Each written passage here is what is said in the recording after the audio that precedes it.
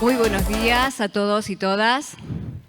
La Universidad Nacional de San Luis le ofrece su más cálida bienvenida a esta actividad organizada por la Secretaría de Relaciones Interinstitucionales, el presente panel denominado El futuro de la educación superior.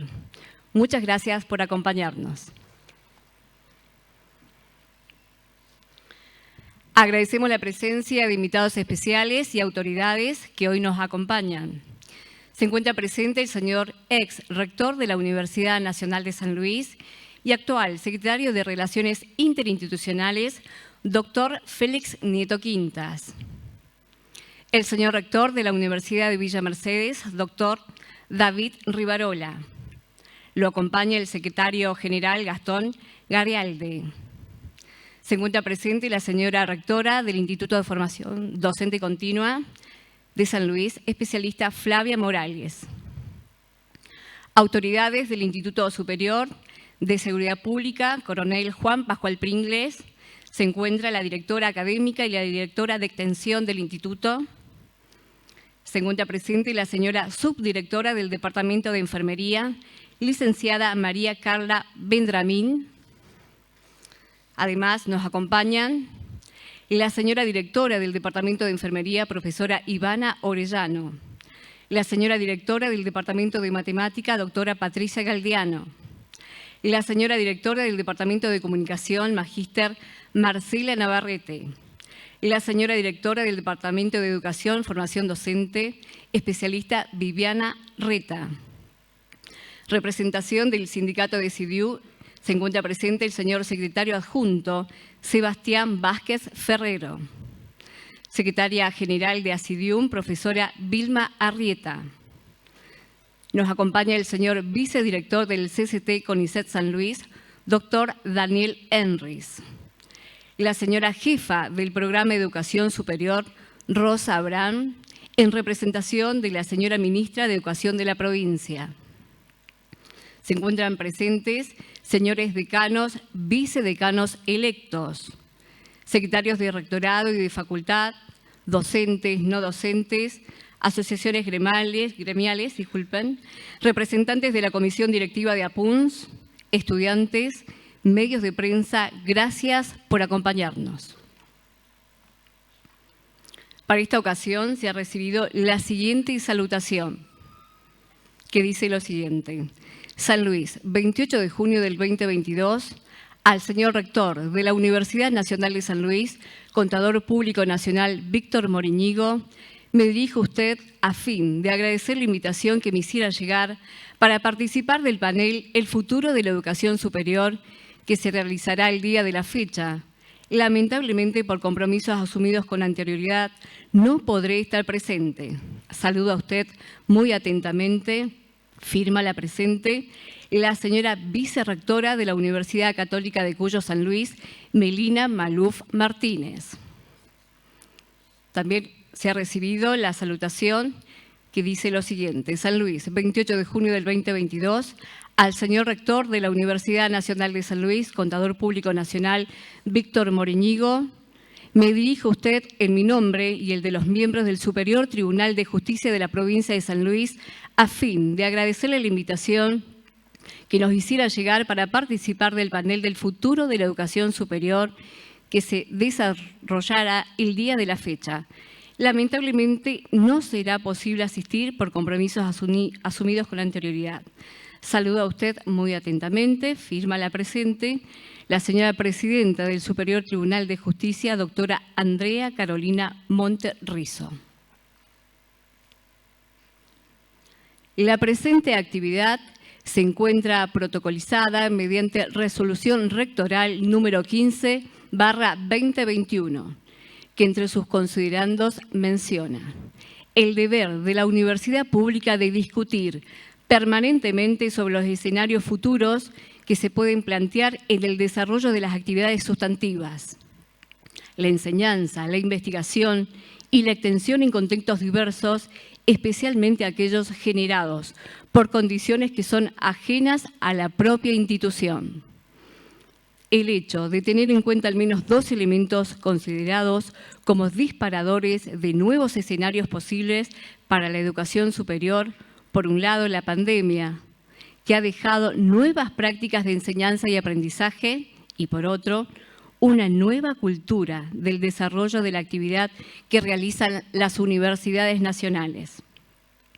Y otro de los efectos más importantes que ha sido la realización de la Conferencia Mundial de Educación Superior llevada a cabo en Barcelona en el mes de mayo del año 2022, la cual ha generado un escenario propicio para la discusión del futuro de la educación superior. Integran el panel del futuro de la educación superior la señora viceministra de Educación Superior de Cuba, doctora Miriam Alpizar Santana.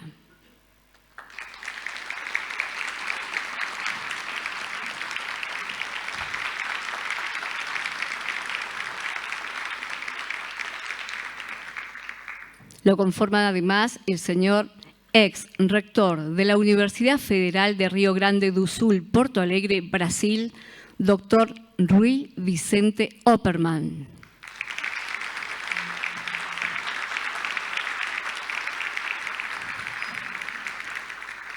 El ex secretario ejecutivo de la Asociación de Universidades Grupo Montevideo, AUGM, Premio Defensa de la Educación Pública de nuestra Universidad 2021, el doctor Álvaro Maglia Canzani.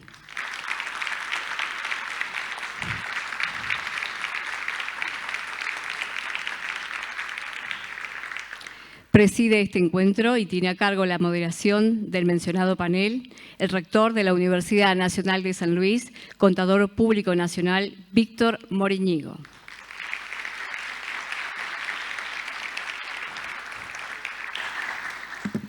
A continuación, para dar inicio al panel, hará uso de la palabra para dirigirse a los presentes el señor rector de la Universidad Nacional de San Luis, Contador Público Nacional, Víctor Moríñigo.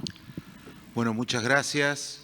Bienvenidos a la Universidad Nacional de San Luis, su casa, a este lugar tan emblemático para nosotros, Auditorio Mauricio López, nuestro rector desaparecido pero no olvidado. Agradecerles profundamente venir, porque después de la pandemia, generalmente cuando uno hace estas charlas, la primera pregunta es, ¿lo transmiten? ¿Quedará grabado? Y hay una tentación de verlo después. Y creo que se pierde ese contacto y esa oportunidad de conocer gente tan valiosa como creo que estamos por hacer en este momento. Quiero agradecer profundamente la visita de personas que para mí personalmente y para la institución es muy importante. Agradecer la visita del gobierno de la provincia y del Ministerio de Educación del gobierno. Agradecer la visita del rector David Rivarola de la UNVIME, particularmente, y agradecer la visita de tres personas muy importantes para la historia de la universidad, que son la ex rectora Esther Pico, que está aquí y a la cual para mí siempre es un gran gusto volver a verla, la vicerrectora de la Universidad Nacional de San Luis, Nelly Mainero, también para mí es un gran gusto verlas, y a Sada Ventolila, quien ha sido y es responsable de la maestría y especialización de la educación. La verdad que tener a estas tres personas ocupadas y preocupadas por lo que todavía nos pasa para nosotros es muy importante. Agradecer también a los estudiantes que veo aquí, a los sindicatos, a los trabajadores, a los investigadores representados por el CONICET, al doctor Enris, y también al equipo de gestión que me acompaña y a todos los decanos y decanas que han podido venir, porque en este momento tenemos Consejo Superior en el Salón de los Escudos y estábamos aprobando, entre otras cosas, el acto eleccionario que tuvimos hace un par de semanas y también cuestiones inherentes a la autoevaluación, ¿no? Hoy era una fecha muy importante para ello. Así que, haciendo todos los agradecimientos, quiero rápidamente, porque el protagonista no soy yo de hoy, comentarles cuál es el sentir de la universidad de este momento. Creo que esta vinculación internacional que está llevando a cabo la Universidad Nacional de San Luis de la mano del ex rector Félix Nieto, amigo personal y al cual le agradezco que siempre haya colaborado con la universidad de su rol de ex rector actualmente y en todos los lugares que nos bien representa. Estamos tras la figura de poner en valor una herramienta fundamental para el mundo de hoy, que es la internacionalización. Creo que esta universidad tiene allí una gran oportunidad y un gran bagaje, una gran historia, y entiendo que estamos en búsqueda de sostener el prestigio que tenemos y en búsqueda de ir por más. En ese devenir, entiendo que este proyecto milenario que llamamos universidad generalmente va teniendo desafíos. No me detengo a ver si el desafío que hoy nos toca es mayor o menor al que vivieron años anteriores, de guerras, de problemas políticos, de turbulencias sociales. Es el que nos tocó. No es ni más ni mejor ni peor. En este desafío post-pandemia, en este desafío de neoliberalismo, en este desafío global complicado, las universidades son y deben ser un actor fundamental y disruptivo para tratar de cambiar la vida de la gente. Y en ese accionar uno se va encontrando con amigos, con gente que detrás de lo que son académicamente, uno aprende a conocer grandes personas. Y es el caso de las personas que hoy aquí me acompañan, la doctora Alpizar, representante del gobierno cubano, viceministra de Educación Superior, a quien conocí en las reuniones de enlaces, y la verdad que ella con todo su equipo siempre se mostró muy abierta a generar cosas con la Universidad Nacional de San Luis.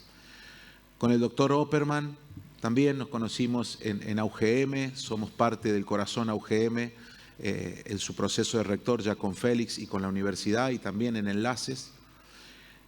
Por supuesto que cuando uno habla de Miriam y Cuba, hay una cierta curiosidad de ahondar en este éxito cubano en la educación y en la salud y en los índices sociales. Eso es recurrente en todas las reuniones donde la encontramos a Miriam y su equipo. Y si hablamos de Rui, fue el redactor y el responsable del documento que nos representó en América Latina y el Caribe en esta Conferencia Mundial de Educación Superior. Así que para nosotros era muy importante de que ellos estuvieran aquí y pudieran ilustrarnos y tratar de conversar sobre el día después de esta conferencia mundial que acaba de suceder para todo el mundo y entender cuál es la visión que existe hoy en personalidades como ellos de hacia dónde vamos como universidades públicas. Y dejé para el final a una persona que para nosotros es mucho más conocida, es nuestro amigo Álvaro Maglia. Me encantó que nos recordáramos que fue premiado Defensa de la Educación Pública aquí por esta Universidad Nacional de San Luis hace apenas un año. Y bueno, Álvaro también hoy en día forma parte del Consejo Académico de este organismo Enlaces y para nosotros su mirada siempre es bien actual sobre todo lo que nos sucede. Así que la idea de esta conferencia es otorgarle unos 20 minutos a cada uno y después seguramente con lo que vayan diciendo generar una segunda etapa de aportes y de repreguntas y de tratar de compartir una visión bien acabada de lo que va sucediendo con nuestras universidades de toda Latinoamérica y el Caribe. Así que esa es la idea y la dinámica de la reunión. Agradezco también la visita de los colegas de nuestra red de universidades puntanas aquí en San Luis y estoy muy contento de que todo lo que hagamos de San Luis tenga una repercusión local. Me parece que ese es el desafío. Nosotros estamos convencidos de que podemos generar de la universidad vínculos para con el otro, vínculos para el afuera. Ahora el desafío es tratar de que eso pueda derramar adentro y genere una vinculación con nuestras escuelas, con nuestros lugares del aprender local. Así que seguramente no hay, como sabemos decir, no hay internacionalización que sirva sin localidad que valga. Creo que el desafío está en tratar de establecer vínculos y lazos locales. Así que, sin más, vamos a pasarle la palabra a la viceministra de Cuba para que empecemos el diálogo en el día de hoy. Muchas gracias. Gracias, rector. Saludos a todos. En realidad me siento muy honrada de estar compartiendo esta mesa aquí, de compartir con ustedes, los que se han tomado parte de su tiempo para escuchar un poco nuestra charla. O sea, saludos a todas las autoridades académicas presentes, saludos a estudiantes, a miembros de los sindicatos y mi agradecimiento especial al rector Víctor Moríñigo, que amablemente nos ha invitado a compartir este espacio. Realmente me siento también muy honrada de compartir esta mesa con el doctor Rui Opperman, también conocidos en todos estos espacios, y Álvaro Maglia. Yo tengo que decir algo que me hace sentir orgullosa, que soy la única mujer que está sentada en esta mesa y que además soy la más joven de los invitados, excluyo al rector. Y por tanto he aprendido mucho de los dos colegas que me acompañan en esta mesa y creo que es lo más importante. Yo decidí prescindir de la tecnología y un poco compartir algunos comentarios, ¿no? Que me parecía un poco más cómodo, más ameno. Hay educación superior hace 5 siglos y realmente cada momento ha tenido sus características en la historia, pero vamos a hablar un poco del futuro y lo más cerca del futuro es el pasado reciente. Y prácticamente alrededor de los años 90, tal vez motivados justamente por argentinos que venían con la impronta de la reforma de Córdoba a inicios de siglo, pues estuvo organizando la idea de compartir los desafíos y los retos de la educación superior en la región y se pensó en la primera conferencia regional de educación superior previo a una conferencia mundial que iba a ser en el año 98 en París. Y se generó un movimiento en los años 90 para debatir sobre los temas. Y Cuba se propuso, La Habana propuso ser el escenario para compartir esas ideas. Eso queda en la historia, hay documentos, hay publicaciones, como un momento muy importante, donde se debatieron las primeras ideas de lo que era la educación superior en la región para llevar una posición común a la conferencia mundial.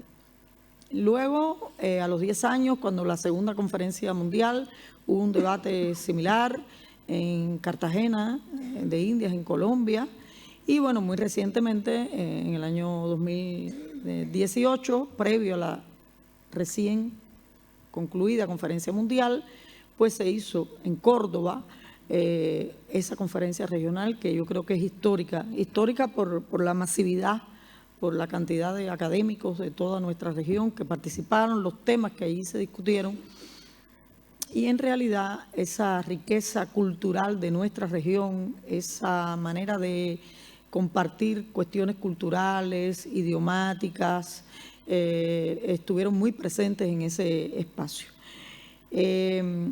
Lamentablemente, la conferencia mundial no tenía, y no tuvo de hecho, pero lo sabíamos desde antes, un espacio amplio como el que requeríamos los latinos. Pero es que también hay una región africana, una región asiática, europea, norteamericana, y nos parece, a nuestro juicio, que primó más el tema del mundo desarrollado, del mundo hegemónico, lo que uno lee, lo más que estudia. Entonces no nos queda otra que nuestros problemas es seguir debatiéndolos, seguir encontrando soluciones en nuestra propia región.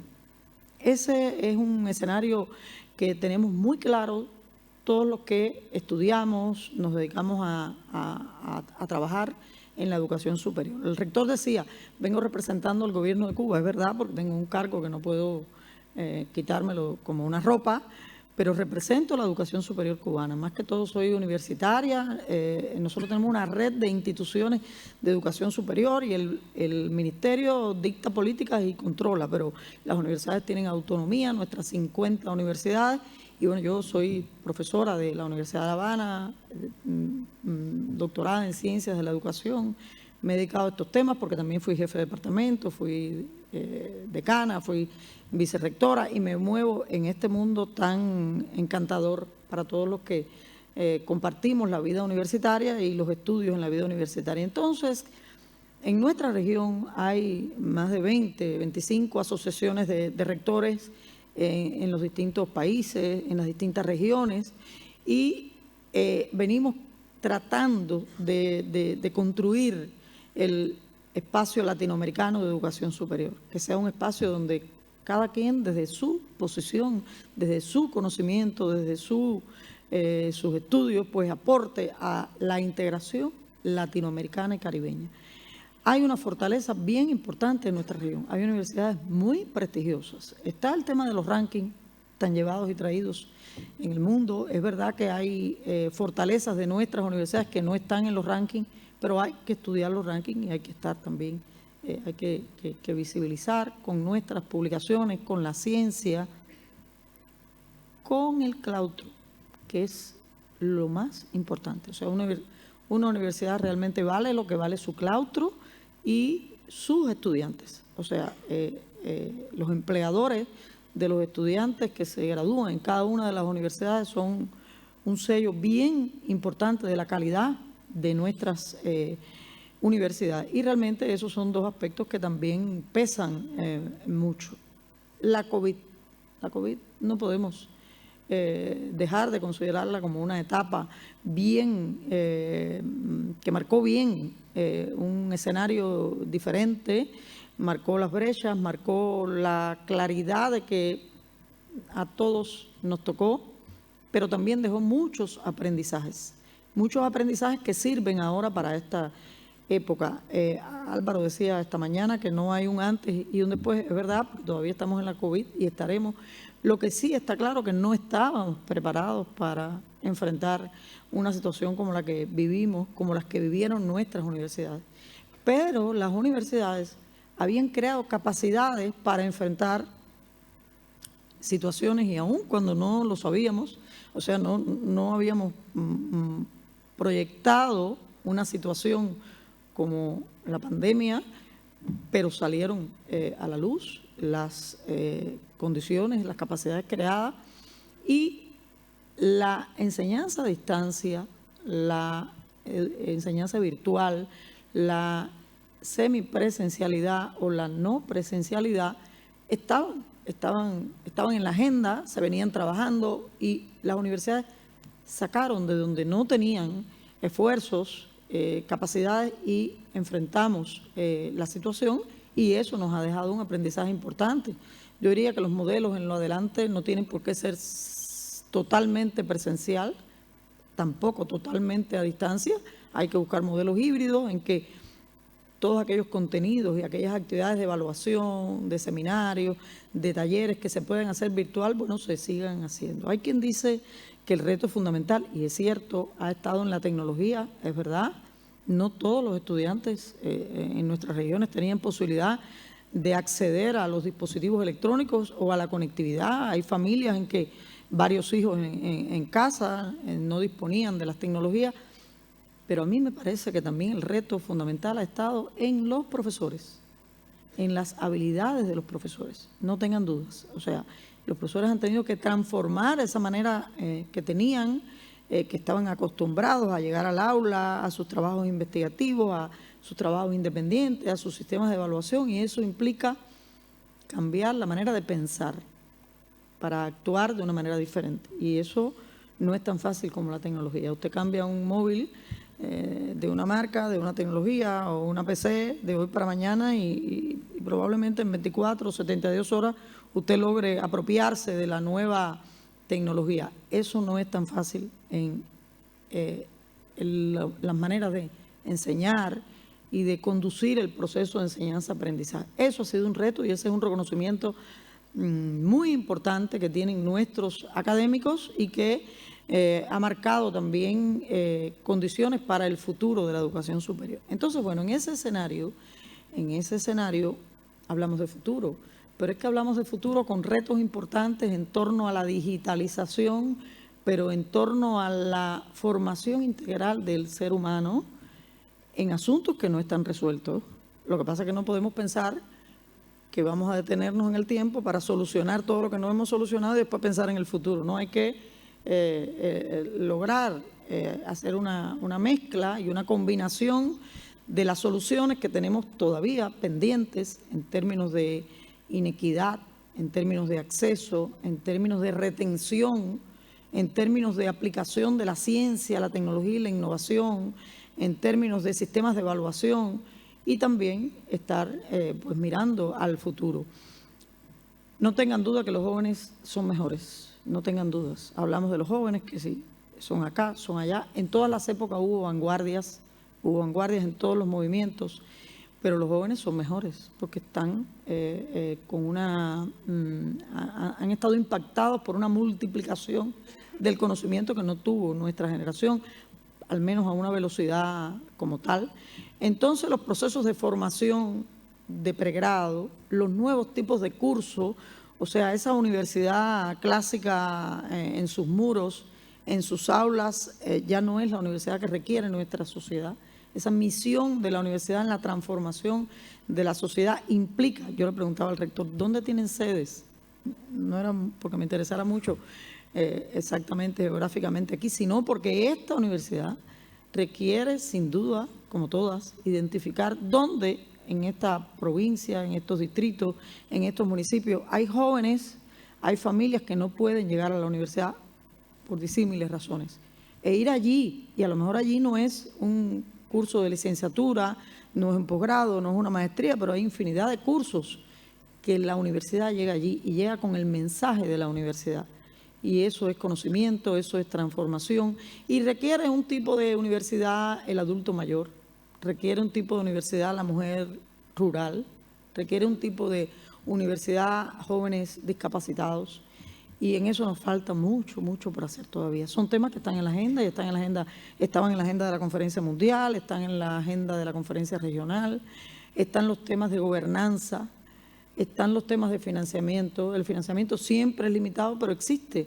Hay muchas asociaciones internacionales del mundo desarrollado que tienen financiamiento y que la universidad tiene que ser capaz de integrarse con otras universidades de la región para lograr financiamientos que provoque movilidad, que permita también la formación en otros países. Lamentablemente nuestra región tiene un índice de movilidad muy bajo y los jóvenes prefieren e identifican, visualizan el mundo desarrollado de Europa, de Norteamérica, por supuesto. No es lo mismo estudiar en una universidad de las mejores del mundo, porque eso te da después un estatus para la vida, pero tenemos universidades excelentes en la región, en tanto las condiciones financieras pueden crearse para tener programas como lo hemos tenido en algunas de las épocas, ahora están muy limitados, pues la movilidad virtual ahora es una opción y hay que explorarla, hay que utilizarla. Probablemente la mejor física nuclear, decía el rector esta mañana, ponía ese ejemplo y le continúo, esté en una universidad japonesa o una universidad inglesa o alemana, pero es que difícilmente un colectivo de profesores de física de la Universidad Autónoma de México no se haya preparado, no haya leído, no haya investigado sobre esa universidad. Entonces, bueno, usted puede ir a México también, a la UNAM, y entonces también obtener esos conocimientos. O sea, todo depende de la perspectiva y de cuánto enfaticemos más y logremos más integración latinoamericana y caribeña. Otro tema son los temas políticos, los temas de gobierno. Siempre pienso que hay temas contra los que no se puede cambiar y es la geografía. Unos países tienen zonas más montañosas, otras llanas. Otros temas son los temas idiomáticos, tampoco podemos sobre ellos, no queda otro que aprender.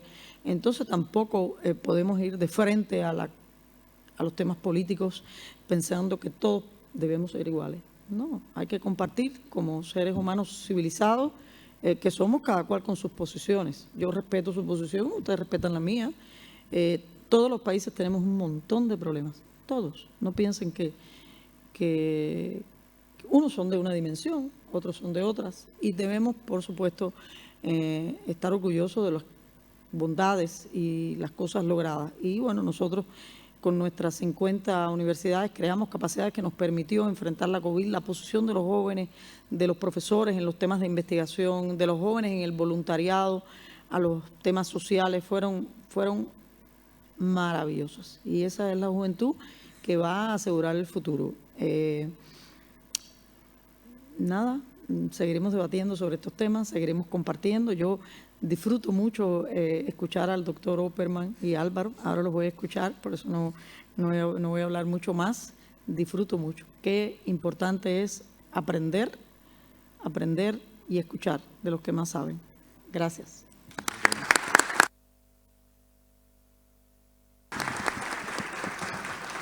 Bueno, muchas gracias a Miriam, a la quien hemos comprometido con su acompañamiento, a que no será la última vez que venga aquí a San Luis. Seguramente antes del 2024, donde tendremos la conferencia de enlaces, seguramente vamos a tener este panel y otros más. Ahora le voy a pasar la palabra al doctor Opperman, también un gran amigo, con el cual vamos a disfrutar su excelente español. Debe haber sido el primer brasileño al cual le hemos entendido.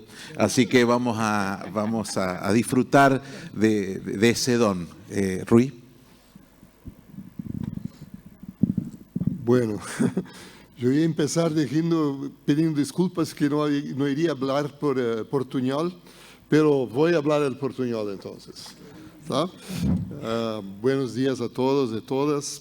Para mí un gran honor, una satisfacción estar acá presente en la Universidad Nacional de San Luis.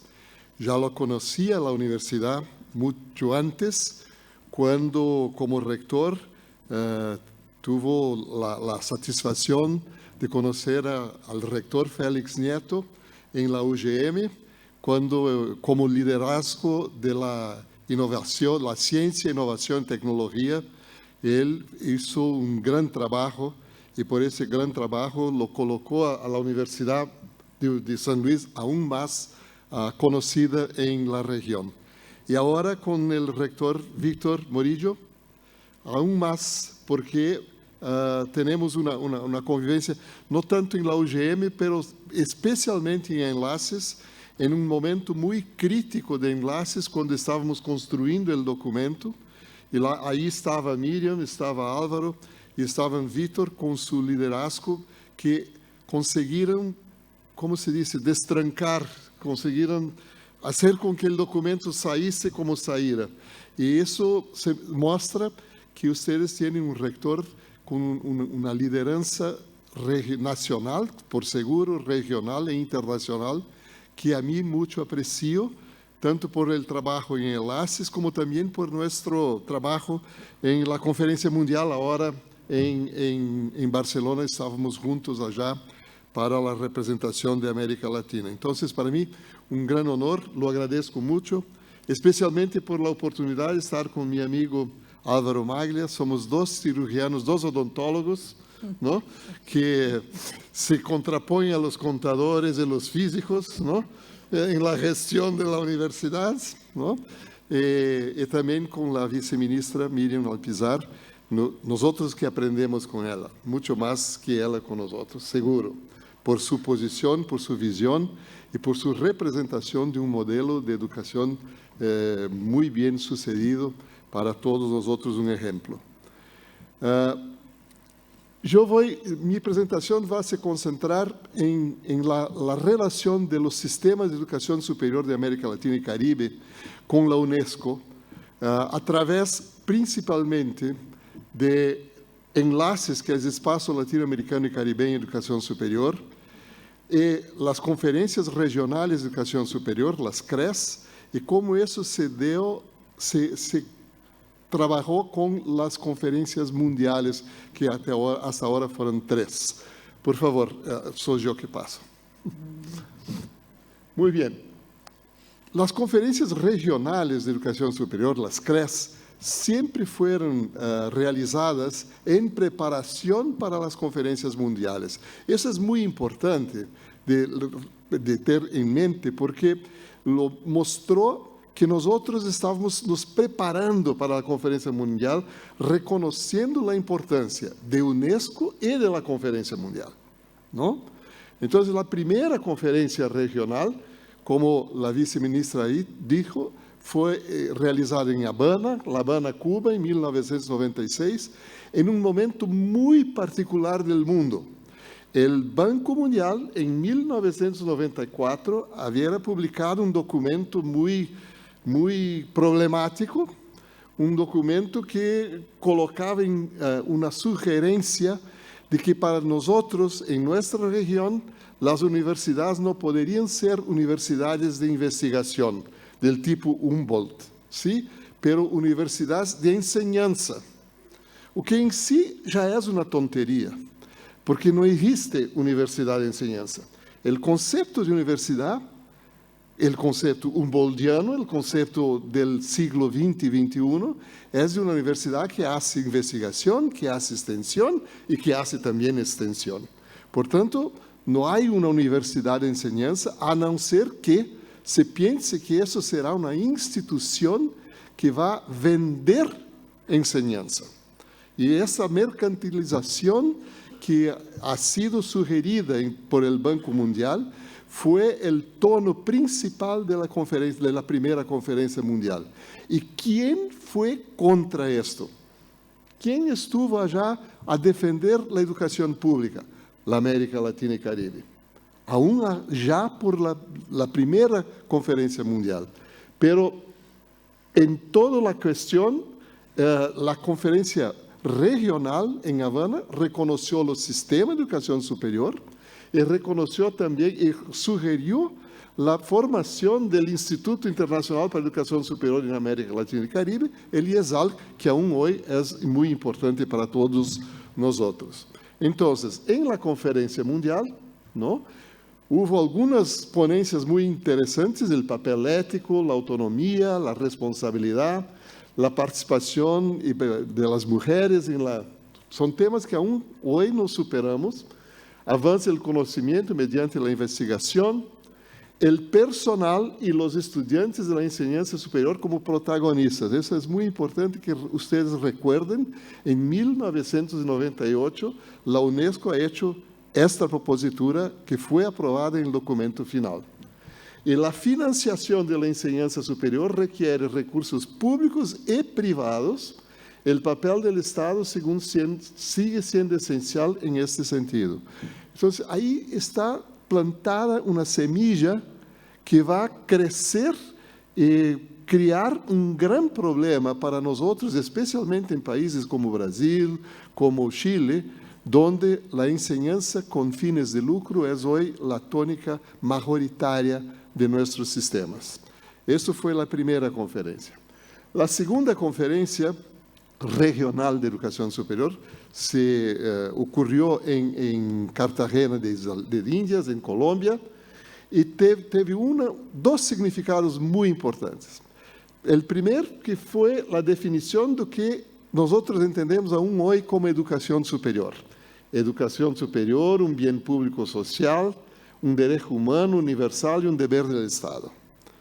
Y la segunda cuestión fue exacto la proposición de la Organización del Espacio Latinoamericano y Caribeño de Educación Superior, el Enlaces, que es un espacio estratégico para la educación superior porque él abre para todas las redes, las universidades, los sindicatos, las federaciones, los estudiantes. Por tanto, es una instancia única en América Latina y que, por el liderazgo del rector Víctor, va a tener su conferencia principal en 2024 acá en San Luis, y estamos muy contentos con esa iniciativa del rector. Muy bien. En la conferencia mundial, la segunda que se ocurrió en París, fue muy controvertida, siendo la principal cuestiona el financiamiento de la educación superior. La semilla de la privatización ha empezado a crecer, ¿no? Aparte de la responsabilidad social, del acceso, equidad, calidad, internacionalización, regionalización y globalización, que fueron temas muy importantes de la conferencia, la gran discusión fue por cuenta de un debate sobre el concepto de educación superior. Vamos a recordar que el concepto de la América Latina que se hizo en la CRES era de un bien público, social, de responsabilidad de todas las partes, no, un bien público, social, derecho de todos y deber de los estados.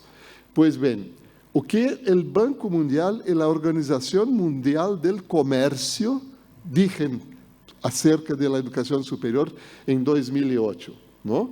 Que es un bien como un bien comercializable, una commodity, es propuesto para la Organización Mundial.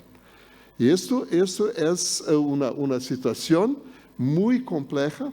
Hubo una gran discusión, llegó un momento que la conferencia paró porque no irían adiante, las personas comenzaron a se retirar porque no se conseguía un concepto de consenso, cuando finalmente ese concepto se hizo con la educación superior, es un bien común, es la responsabilidad de todas las partes interesadas, especialmente los gobiernos, que no contentó a ninguém. Y en verdad dejaron ahí más una semilla, que no es solo la semilla de la privatización, pero también la semilla del bien común, que yo voy a reportar más adelante, que es también un gran problema. La tercera conferencia regional que ocurrió en Córdoba, aquí muy cerca, Argentina, en conmemoración de los 100 años de la Reforma, fue una conferencia muy importante por su naturaleza democrática, transparente. Fueron más de 5 o 7 mil personas presentes. Se construyó un documento colectivamente representativo de la región, y eso es muy importante. Una de las únicas conferencias regionales, la única conferencia regional que hubo antes de la Conferencia Mundial de Barcelona, ¿no?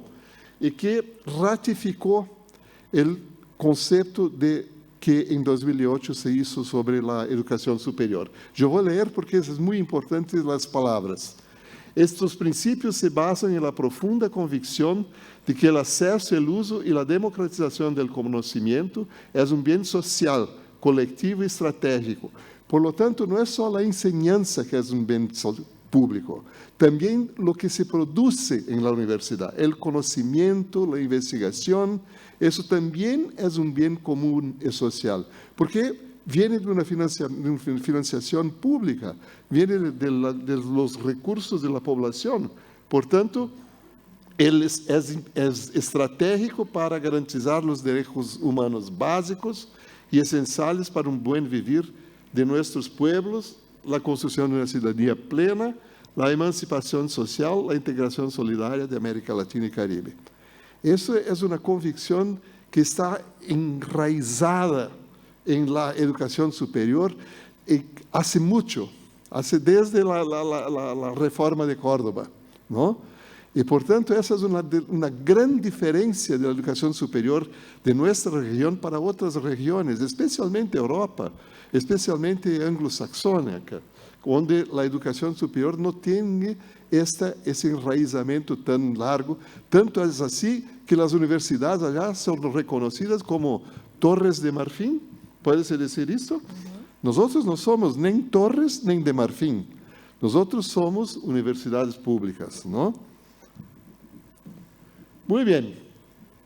La UNESCO, para la tercera conferencia que hubo ahora en Barcelona, publicó una nota conceptual con 10 temas que fueron propuestos para la Conferencia Mundial de Educación Superior. Para nosotros en América Latina estaba muy claro que la CRES 2018 era la representación de la región en la conferencia. Pero tenemos que reconocer también que la pandemia modificó mucho la situación en muchos aspectos, como ya hemos acá discutido. Y por lo tanto, el sistema de educación superior entendió que serían necesarias la producción de algunos documentos que referendasen, que dieran un soporte para la declaración final de la Conferencia Regional de Educación Superior. Y uno de esos documentos fue el documento de enlaces, que fue propuesto para UNESCO, y fue el documento que fue producido con la contribución de todos que están aquí presentes, entre otros. En el documento de enlaces se propuso un décimo tema, el trabajo decente en la educación superior. Recuerden que en la primera conferencia mundial, la UNESCO dijo que los estudiantes y los trabajadores eran fundamentales, estratégicos para la educación superior. Ahora, 2022, la UNESCO olvidó que las universidades eran hechas, formadas por personas, por seres humanos. Y no hubo en los temas que ha proponido ninguna mención a la comunidad de la universidad. Y eso es muy lastimable. Pero no es un esquecimiento. Tengan certeza que no fue un esquecimiento. Sí fue una forma de sublevar la importancia que los sindicatos, que las asociaciones académicas, que la investigación, la enseñanza tienen para las universidades. Y también, ¿no? La CRES no mencionó, la conferencia mundial no mencionó una sola vez en Barcelona la existencia de la CRES 2018, como si no hubiera ocurrido. Y la CRES fue una iniciativa de UNESCO, ¿no? Como un hijo mal querido, ¿no? Muy bien. En la preconferencia mundial hubo una falta de diálogo muy larga entre IESALC y la comunidad representativa de la América Latina. Eso fue muy lastimable, ¿no? Y porque nós não entendimos por que não haveria esta situação. Houve uma construção de webinars que as redes não foram invitadas para participar e muito poucos de nós outros participamos em estas redes. E também houve uma dificuldade enorme para se conseguir uma inscrição em la conferência, não? Le decía, no, ya no hay más lugar, no hay más vagas, no hay más plazas y todo eso. Pero cuando llegamos allá en Barcelona, lo decían que tenían 5.000 personas, que habería 5.000 plazas, no tenía más que 1.500, 1.600 personas presentes. Por lo tanto, no hubo una disposición para abrir la conferencia para la participación más amplia, ¿no? Como si tuvieran miedo. Pero el miedo es un pésimo amigo, una pésima compañía, ¿no? Y la CRES 2018 mostró eso. Abrió para todo el mundo. Estaban todos allá. Las privadas, las comerciales, las públicas. Y hicimos una gran discusión. En Barcelona, lo único que hicimos fue oír. Porque ni la palabra teníamos la posibilidad de tener más adiante. Y un gran problema fue que el UNESCO rebajó la conferencia de una conferencia de estados para una conferencia nivel 4 que es de expertos. Y con eso abrió la posibilidad de no tener un comunicado final como no tuvo. Y eso fue muy lastimable. La primera conferencia que no tuvo un comunicado final, la primera conferencia que no fue una conferencia de importancia para los estados. ¿Por qué lo dijo eso? Porque para nosotros la posición de UNESCO es muy importante por la construcción de las políticas públicas para la educación superior en nuestra región. La autoridad de UNESCO es una autoridad que fortalece la construcción de esas políticas. Y si no hay un posicionamiento de la UNESCO, lo perdimos porque no hay una forma de se decir, mira, no es solo nosotros que estamos diciendo esto, es una entidad internacional que está diciendo esto también. pero ahí se fue. Y el programa de la conferencia se dio por mesas redondas, con participantes que solo lo conocemos a la hora, no estaba en la programación, no sabíamos quién iba a hablar, ¿no? Con 1 hora y media, con 15 minutos reservados para la participación de los asistentes. Mira, yo pedía la palabra, el primer llevaba 10 minutos para presentar su ponencia, y la mesa con 3 personas llevaba más 5 minutos para responder, finito la discusión, ¿no? Muy pocos latinoamericanos invitados en las mesas redondas, y lo que creo es muy significativo de eso, emblemático de eso, es una mesa redonda que debatió sobre los próximos 10 años de la educación superior en América Latina y Caribe. Pasmen ustedes, sin ningún participante latinoamericano en la mesa. Teníamos 2 europeos, que es muy amigo nuestro, un representante del Banco Mundial y un representante de un banco privado. Un banco privado que tiene intereses en la educación superior acá en la región. Pero ¿cómo que ellos van a hablar sobre educación superior en los próximos 10 años si es una educación pública? Pueden hablar si no es más una educación pública. Eso que es, las palabras están en los sentidos más escondidos, ¿no? El objetivo era presentar un plan de acción, una hoja de ruta, ¿no? Pero este documento nunca fue presentado durante toda la conferencia, como también no fue presentado al final de la conferencia. En el cierre, la sesión de cierre, fueron presentados algunos puntos que yo voy a comentar ahora, que fueron puntos muy resumidos y una promesa que este plan de acción, esa hoja de ruta, sería colocada en consulta pública, o que no se ha hecho hasta ahora. Muy bien. A lo largo de la conferencia, algunos temas tradicionales y no aún superados tuvieron alguna discusión. El concepto de educación superior, y lo digo que es una polémica sutil en las palabras, pero muy arriesgada en los significados de los mismos. Vamos a recordar. La educación superior como un bien público social, un derecho humano universal y un deber del Estado es el concepto de nosotros. La educación superior como un bien común y una responsabilidad de todas las partes interesadas, especialmente los gobiernos, es el concepto de la segunda conferencia mundial.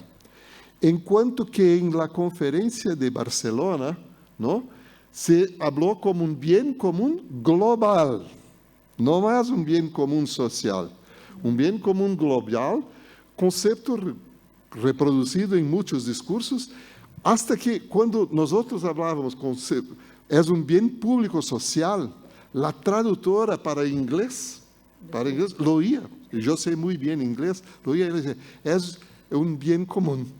Ella traducía bien público social para common good en inglés. Esos son los significados y las importancias de las palabras.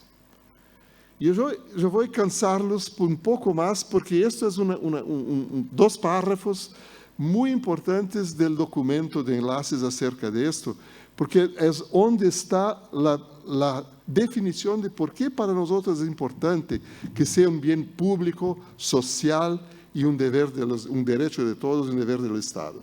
Es un bien público. La educación como un derecho humano fundamental permite la realización de otros derechos humanos. Se basa en los marcos normativos internacionales y establece el Estado como garante de ese derecho. La educación superior como bien público establece claramente el papel del Estado como financiador y proveedor de la educación. La educación superior como bien público socialmente referencial establece claramente el vínculo entre la educación superior y la sociedad en un Estado democrático. No lo necesitamos el concepto de bien común. O conceito de bem comum é um conceito econômico privatizado, quase que um Lions Club. Não? Como se diz Lions Club? É Lions Club? Como um Lions Club, uma iniciativa privada, de filantrópica, pero lucrativa. Não? Enquanto que este conceito, por que é tão importante que nós outros digamos que é um bem público social e um dever do Estado? Porque há aí uma confirmação de que a educação superior, como toda a educação, é um bem de la sociedad, es un bien de la humanidad. Y no se puede dejar que este bien se comercialice, que se confunda con una mercancía, con una commodity. Cuando el tipo en la mesa redonda dijo, vamos a combinar una cosa, la educación superior es una commodity, yo me fui. Dice, yo no soy un saco de soja. Yo no soy un saco de soja. ¿No? Yo me voy, porque yo soy un profesor académico, una vida entera dedicada a la promoción de la educación superior y no soy una commodity. Muy bien, una otra cuestión muy importante para nosotros en Brasil, como ustedes saben, con el gobierno maravilloso que tenemos, ¿no? La autonomía universitaria y la libertad de cátedra, ¿no? Es una cuestión, ¿no?, que para la UNESCO es una cuestión de gobernanza, una cuestión administrativa. Perdón, la autonomía universitaria es una cuestión de política, estratégica, un fundamento, no solo en América Latina, pero en todo el mundo occidental, por lo menos, por las universidades. ¿Y cómo que eso es una cuestión de gobernanza? No puede así ser, ¿no? Y ahí que dijo que es una mercancía o una commodity, ¿no? Muy bien, esos fueron los temas principales. Los temas actuales se empiezan con la cuestión de la pospandemia, ¿no? Se fue aquí discutido por la viceministra un tanto, pero se abordó la experiencia de la virtualidad, tanto en la gestión como especialmente en la docencia y la investigación y la extensión. La virtualidad llegó para ficar, para se quedar, y es importante como una herramienta, no como un fin, ¿no?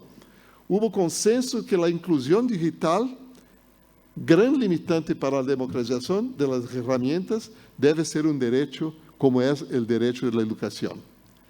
Y con poca discusión en la conferencia, desafortunadamente, la gran presencia de la comercialización de la educación superior, que en Brasil hoy 80% de la educación superior de Brasil en las redes privadas con fines de lucro se da por educación a distancia. No más con educación. Pues los tipos tentaron, no consiguieron hacer una educación a distancia en odontología y medicina veterinaria. Yo no sé cómo, pero tentaron, ¿no? Una otra cuestión fue la cuestión del papel de la educación superior en el desarrollo sostenible, no solo en el tema 4, que es la educación, pero en todos.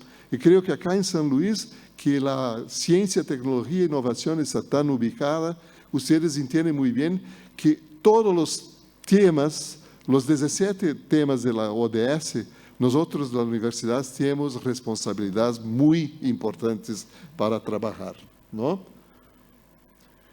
También se habló mucho sobre la educación, especialmente con el periodo post-crisis sanitaria, ¿no?, que hay una referencia para la próxima década. ¿Cuáles son las referencias? La cuestión de la educación híbrida en un mundo físico, esto es, físico y digital, ¿no? Eso es muy importante. Cuando hablamos que la virtualización está presente, es claro que es una herramienta complementaria a la presencial, a la comunicación que es tan importante del mundo presencial también. El impacto de nuevas tecnologías de enseñanza y aprendizaje. La viceministra ha mencionado esto. Muy complicado. Los alumnos son muy más rápidos que nosotros, docentes, para asimilar estas tecnologías. Los docentes, los no docentes, tienen más dificultad. y hay que tener una inversión en la preparación del docente y de la docencia para la virtualidad. La cooperación entre las instituciones, más que la competencia, en los retos cada vez más complejos, ¿no? Y que requieren soluciones cada vez más transdisciplinarias. Eso es muy vieja esa frase, pero es muy increíble que no conseguimos aún hacer una transdisciplinaridad que el mundo pide. El COVID fue un gran ejemplo de transdisciplinariedad. La sociología, la medicina, la matemática, la ingeniería, la genética han trabajado juntos como nunca. Pues imagínense esta transdisciplinaridad se apliquen a otros temas, no tan urgentes como la pandemia, pero tan importantes como la pobreza, la hambre, la polución, el medio ambiente y todos otros, ¿no? También se colocó como referencia la internacionalización, la movilidad académica, el campus global, una tontería también, porque el campus global para UNESCO es seguir haciendo lo que hacemos, esto es enviar nosotros para allá, con gran lucros para ellos, ¿no? Y no una internacionalización solidaria, que es tener una internacionalización al mismo nivel entre las instituciones. También las cuestiones relacionadas con diversidad, la equidad y la inclusión son importantísimas, y la mercantilización más una vez.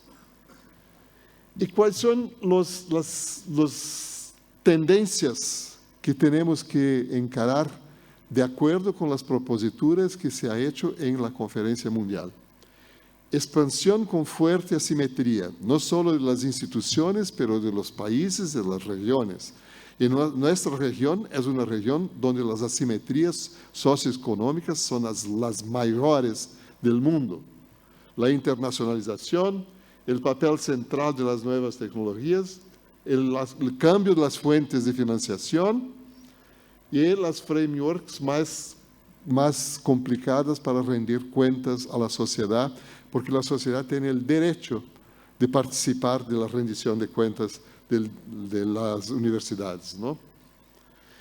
Y también se presentarán nuevas amenazas globales que están interconectadas y creo que son importantes. Las crecientes desigualdades socioeconómicas, el cambio climático, las amenazas a la biodiversidad, conflictos armados, desigualdades sociales, el declive de los valores democráticos, el impacto del COVID y los riesgos de nuevas epidemias. Acá está la transdisciplinariedad. Cuando lees esto, acá está un framework para investigación e enseñanza en una universidad, en el sistema de educación superior. Esos son los problemas que nosotros tenemos que nos dedicar, ¿no? El matemático, el físico, el odontólogo, el ingeniero, el médico y así por diante. Y también hay principios que son importantes, que fueron mencionados en la sesión de cierre de la conferencia. La integridad y la ética cada vez más presente, especialmente por cuenta de la genética, de la inteligencia artificial, donde la ética tiene que se rever toda, porque una ética es la ética humana, la ética con la inteligencia artificial no es necesariamente la misma. La inclusión, equidad y diversidad, la sostenibilidad y responsabilidad social, la libertad académica, los retos de la promoción de la ciencia abierta. Para nosotros es un gran desafío. La ciencia abierta está se convirtiendo más una vez en un monopolio de las grandes economías, ¿no?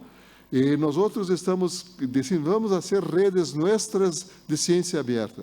Ninguém va a nos consultar. Nós temos que fazer uma ciência aberta de la humanidad. Uma ciência aberta que a ONU diga, agora a ciência está aberta como um direito de la raza humana, ¿no? Porque isso é a produção principal que os seres humanos estão fazendo para si próprios e para nossa sobrevivência e a sobrevivência desse planeta. Na cooperação para a excelência, uma investigação, pensamento crítico, inovação e criatividade que estava já na primeira Conferência Mundial de Educação Superior e que sigue como uma recomendação importante. Y finalmente, las misiones revisitadas de la educación superior. La formación de ciudadanos globales preparados para actuar en la complejidad. Eso es muy importante. No es más posible tener un matemático que solo entiende de matemática. No es posible un odontólogo que solo entiende de boca. ¿No? Yo hablo porque puedo hacer autocrítica. ¿No? Nosotros vivimos en un mundo complejo. Y toda la simplificación del complejo es mala suerte. Es mala suerte. Entonces tenemos que tener en mente que el trabajo, y eso es muy complejo para nosotros, muy difícil para la universidad, trabajar con la complejidad, pero es fundamental. La generación y el intercambio de conocimientos, la ciencia abierta y los enfoques transdisciplinarios. El compromiso social, el desarrollo y su responsabilidad ética. Hay una discusión en Europa muy grande sobre la legitimidad de las universidades, de la educación superior. Los tipos dicen que los bancos, las industrias están tomando el lugar de la enseñanza superior. Y debe ser verdad para la enseñanza que ellos hacen. Pero acá en América Latina nos construimos un sistema de educación superior en colaboración con la sociedad, en participación de la sociedad. Y ese es el gran legado que allá en Córdoba, hace 100 y pico años, se reconoció como la extensión universitaria, ¿no? Como la responsabilidad que nosotros tenemos. Y eso no fue una mensaje de la Conferencia Mundial de Educación Superior, esa es una mensaje de nosotros, de la América Latina y Caribe. Muchas gracias.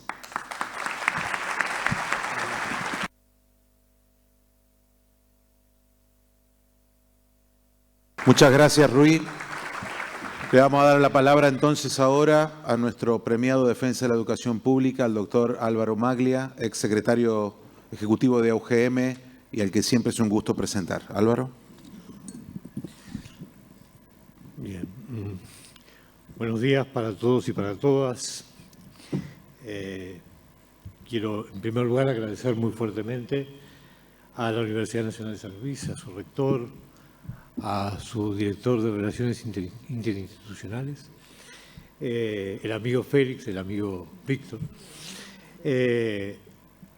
por habernos invitado a esta instancia y naturalmente muy feliz de estar nuevamente en esta Universidad Nacional de San Luis, de la que, como recién lo decía, bueno, he recibido un premio que realmente me honra enormemente. La defensa de la educación pública, sin duda alguna, es también la defensa de la educación en general. Cuando uno habla de la defensa de la educación pública, toma partido por una modalidad que tiene que ver con cuestiones vinculadas con la, digamos, el valor de la educación, que es responsabilidad de los estados, sin duda alguna, y por lo tanto la universidad pública, en el sentido de pública, a partir de los estados nacionales, estados locales, en fin, es fundamental.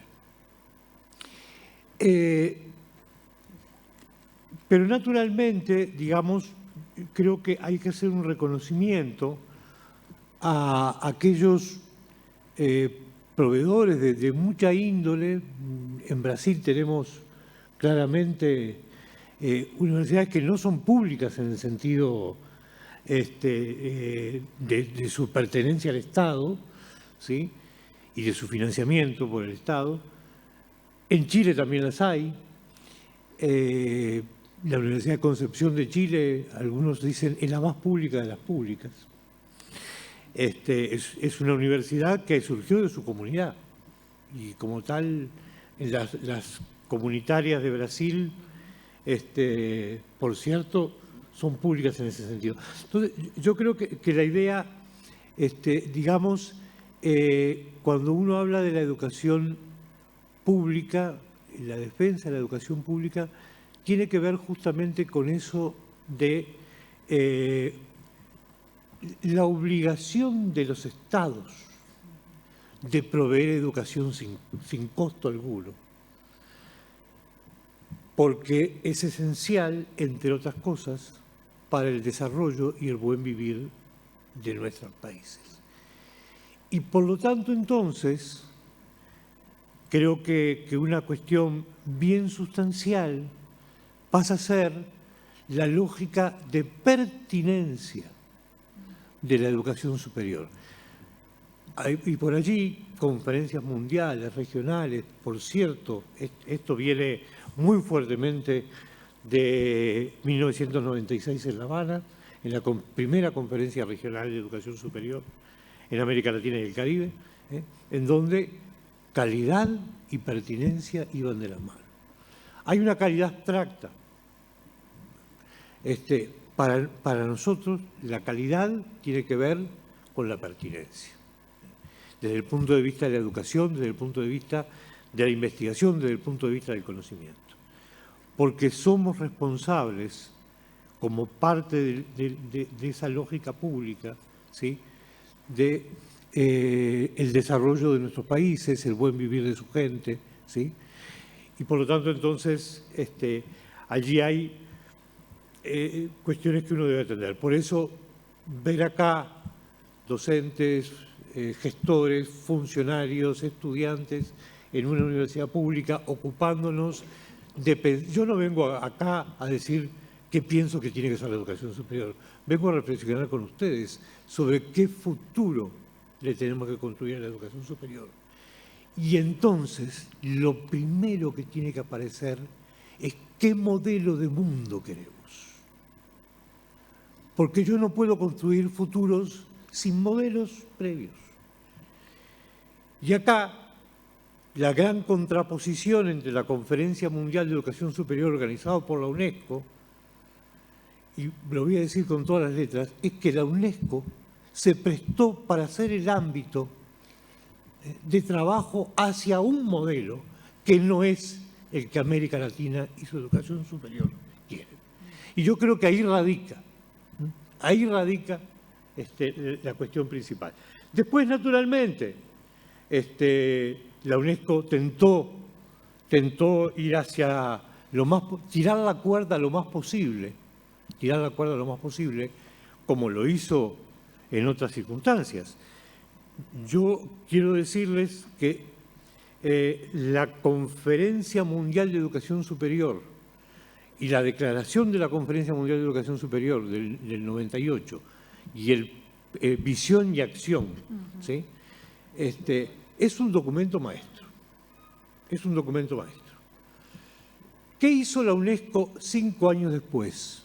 Cuando se encontró que aquella comunidad universitaria convocada ampliamente y los propios estados habían construido un documento que iba en el camino del bien público social y del derecho humano universal, inventó una conferencia intermedia a la que le llamó París+5, 2003.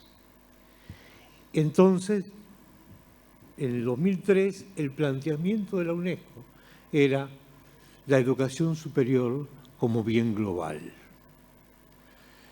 ¿Y quién fue el que defendió que la educación superior no era un bien global, sino un bien público social? América Latina y el Caribe. Y lo tengo que decir con todas las letras. Jorge Brovetto, Ana Lucia Gazola, Marco Antonio Rodríguez Díaz, por supuesto, que es un funcionario de la UNESCO Internacional, pero que es un latinoamericano y un latinoamericanista. Entonces, yo creo que ahí el tema es la confrontación de modelos. De ninguna manera Latinoamérica y el Caribe puede suponer que, o puede permitir, que un bien público global o un bien común mundial, que es una sutileza del bien común mundial, es llamarlo de la misma manera con diferente nombre. Gato pardo a todo trapo. Entonces, lo que, digamos, nosotros en nuestras comunidades universitarias, estatales naturalmente, públicas, o públicas no estatales, pero con vocación pública, tenemos que permanentemente reflexionar y actuar de acuerdo a discursos que muchas veces son discursos efusivos y bonitos, pero que después, cuando volvemos al lugar de los hechos, a generar programas, a generar carreras, no le ponemos adentro de esos contenidos y no le creamos a los estudiantes posibilidades de tránsitos diferentes. Entonces, terminamos haciendo carreras, una acá, otra acá. En Argentina tuvimos un enorme placer cuando el tema de los tramos, trayectos. Bueno, eso es magnífico. ¿Cómo está Argentina avanzando en los trayectos? Está avanzando poco. Entonces, los discursos efusivos, cuando después terminan no siendo efectivamente llevados a la práctica, mejor nos los callamos, no hagamos discursos. Si pensamos que las cosas tienen que ser de tal manera, después actuemos en consecuencia. Y yo creo que ahí, es en buena medida la ética de nuestras universidades públicas la que tiene que ser muy fuerte en decir, nosotros tenemos como región que escoger un modelo de educación superior que sirva a esa región, que le dé respuestas a los problemas de la gente, que se comunique con el mundo, porque no puede estar aislado, que suponga la integración en un proyecto político latinoamericano y caribeño fuerte que permita ser un bloque importante dentro del mundo. Y naturalmente, atrás de algunas cuestiones que hoy creo que uno de los mejores representantes de la globalidad, que yo quiero al menos, es la de los Objetivos del Desarrollo Sostenible de la Agenda 2030. Porque, en definitiva, los Objetivos del Desarrollo Sostenible de la Agenda 2030 piensan en la gente. Y es ahí donde nosotros tenemos que poner el énfasis de la globalidad. Nuestra globalidad no es para que el mundo desarrollado viva a costa de los pesos que pagamos para estudiar en sus universidades. Yo le comentaba recién a Rui que estaba leyendo, para un trabajo que estoy haciendo, estaba leyendo algunas cuestiones fundamentales de la Australian Higher Education Association, o Network, no me acuerdo cómo le llama. Y entre las cuestiones principales decía participar fuertemente de la industria de la educación superior. Imagínense la pertinencia que podrá tener la Asociación Australiana de Universidades. La pertinencia es el bolsillo de los que digamos. Entonces, yo creo que estas son las reflexiones y que yo agradezco fuertemente que el título fuera El futuro de la educación superior, porque así puedo decir algo. Yo creo que nosotros no podemos pensar en un solo futuro de la educación superior.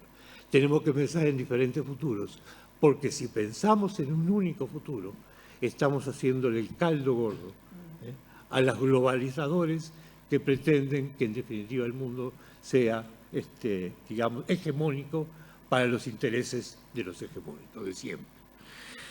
En fin, me parece que estas son algunas reflexiones, porque muchas otras cosas las han dicho y muy bien Miriam y Rui, compañeros excelentes de panel. Y inclusive el moderador, en su introducción, fue muy pertinente en decir algunas cosas que quiero reforzar con toda la fuerza. Entonces, miren, me parece que hay una cuestión que quedó en el documento de enlaces al que hacía referencia Rui, que lo propuso la Asociación de Universidades Grupo Montevideo como un tema muy sensible y que ojalá todos seamos conscientes de la profundidad de esa frase. Es una frase muy corta,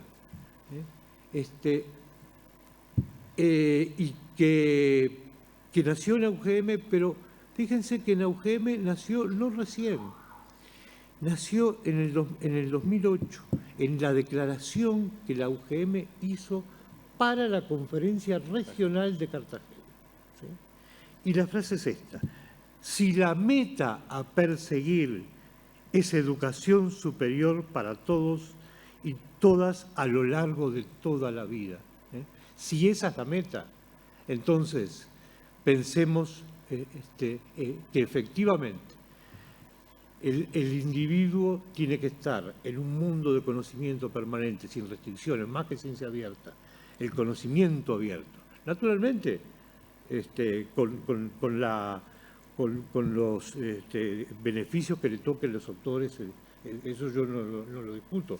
Me parece muy bien. Si yo vendo un micrófono, bueno, yo hice un producto y lo vendo, ¿no?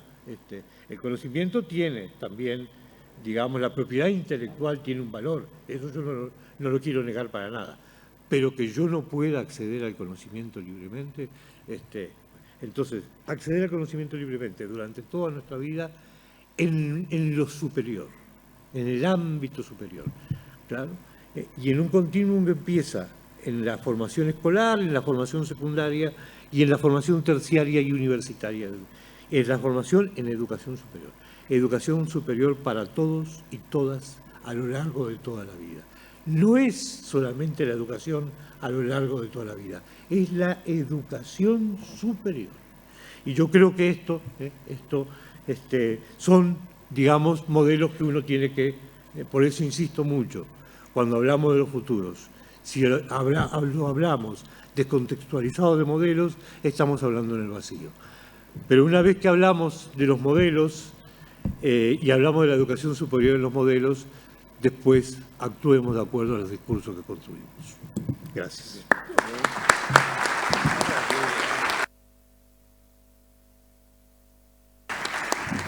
Bueno, voy a asumir el riesgo de hacer una conclusión en función de lo que muy bien han hablado nuestros visitantes ilustres en el día de hoy. Casi sin querer o queriendo, encuentro un hilo muy valiente entre lo que dijo el doctor Opperman sobre qué defender y por qué defenderlo. Me parece que hay ahí una piedra basal de lo que es necesario defender en lo que todos creemos que es la universidad que queremos. Encuentro luego del por qué y qué defender, un para qué de Miriam en función de las ventajas que tenemos como universidad y la obligación de involucrarnos en el desarrollo. Así que luego del qué y del por qué aparece el para qué, y Álvaro Maglia nos da el hacia dónde. Y me parece que ese hacia dónde claramente advierte los ODS como objetivos claros, al estilo de mandamientos que debemos cumplir por y para la gente. Y por supuesto que aparece una frase que sí fue feliz de UNESCO, que habla de nadie debe quedar atrás. Aparece la intención y la obligación ya no solo de cooperar y colaborarnos, que aprendimos, por ejemplo, con la UGM, sino de integrarnos, que habla de la importancia de hacer ese esfuerzo, porque podemos dar lo que otros no tienen y podemos tomar lo que otros ya han superado. Y me parece que esta sociedad del conocimiento a la cual nosotros sabemos que vamos sin ningún lugar a dudas, aparece esta última frase de Álvaro que tiene que ver con una necesidad de educación superior para toda la vida. Así que les agradezco muchísimo la presencia en el día de hoy y agradezco muchísimo la logística que han tenido que hacer los tres invitados para llegar hoy hasta nuestro querido San Luis, un pago pequeño pero de buenos amigos, los cuales los va a recibir las veces que ustedes consideren necesario estar. Muchísimas gracias y un aplauso para ellos, por favor.